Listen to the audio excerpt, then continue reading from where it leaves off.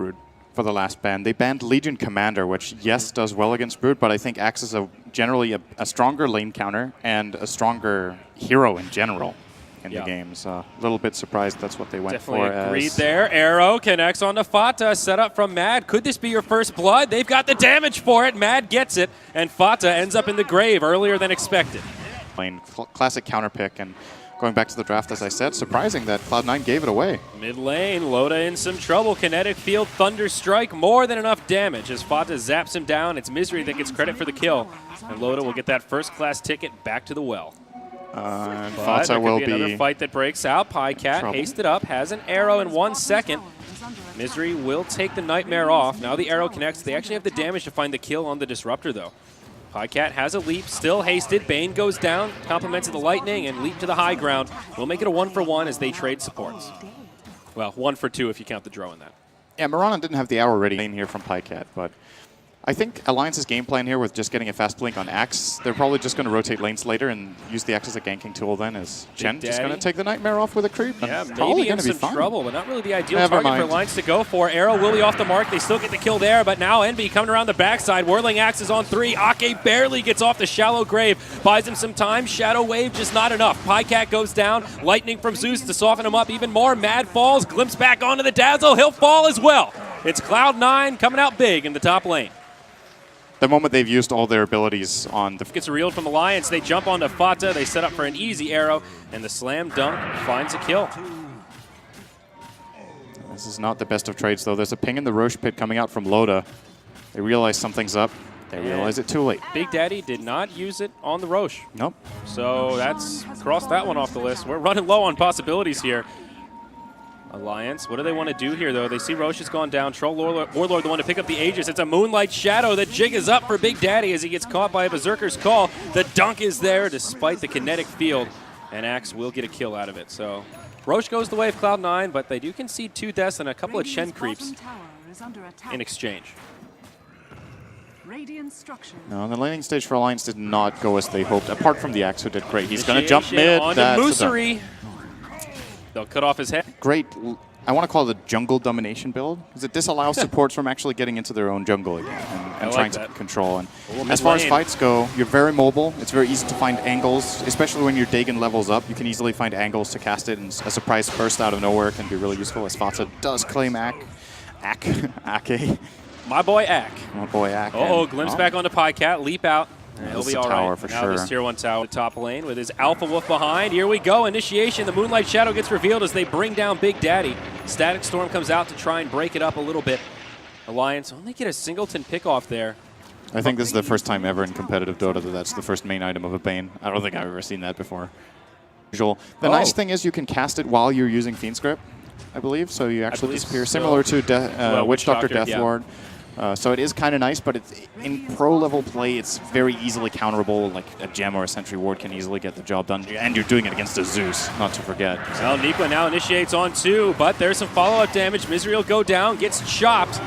Fiend Script out onto Fata. Envy getting low. Remember, he has the Aegis. Fata, can he live? The mech keeps him alive a little bit longer, but still can't survive the onslaught.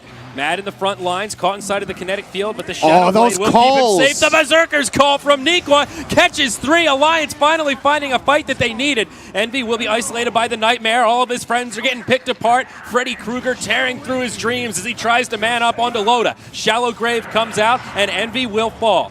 That's the Aegis of the Immortal. Can they kill him again? The wolf finishes him off. Envy comes back to life. Pycat on the run. Whirling Axes, just falls short. But that's about as good a fight as Alliance could have hoped for. Less than ideal. Still, that was a really good fight for Alliance. Like, they fought into an Aegis. They got 2 3-man calls out from Niqua, really setting up the fight perfectly for them. 3 Dagon and Boots of Travel. So he's a lot more mobile. Oh, there's a dire Sentry Ward. It reveals the Moonlight Shadow. Alliance in a little bit of trouble here. They get caught unaware. Niqua gets glimpsed back. Ake will go down first. Mad goes one way, and it's Alliance just trying to Delta split out. Niqua does get finished off. Loda on the run, but they're in hot pursuit. The Dro can't run fast enough. Run, pretty lady, run. She'll spawn some Spiderlings out of her corpse as Cloud9 find a 3-0. Yeah.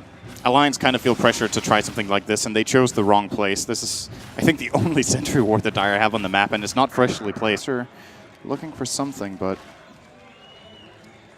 Once again, all the information that Cloud9 just have from this Broodmother, it's a nice pick. We've talked about this a couple of times in this tournament, how Cloud9 really seem to favor vision in their lineups with like something like a Zeus for the ultimate to get information, and Broodmother, arguably one of the absolute best scouts in the game. Yeah, here we go. Initiation. Nikwa 4-stabs in, but only catches Misery. Not your ideal target.